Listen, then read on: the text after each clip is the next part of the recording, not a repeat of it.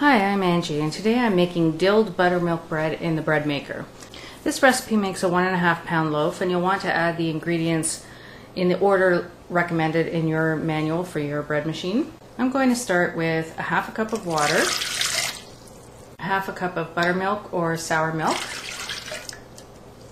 1 whole egg that's been lightly beaten,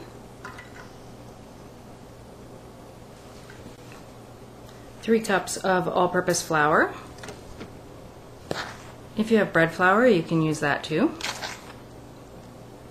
1 tablespoon of sugar, a teaspoon of salt, and I've got 1.5 teaspoons of dried dill weed. I dried this over the winter from my garden, and it's amazing how fragrant it still smells. You want to make sure that the dill that you use still smells really fresh and nice.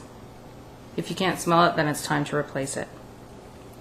I'm just going to push the ingredients to the corners and make a well in the center. I've got 1.5 teaspoons of rapid rise yeast and a tablespoon of butter that I've cut into 4, and I'm just going to put a piece in each corner.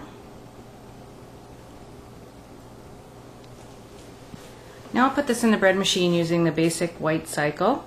It takes about 3 hours and 40 minutes in my machine, but it does all the work.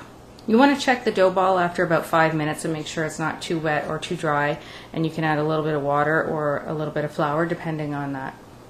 So I'll pop this in the machine and I'll show it to you when it's done.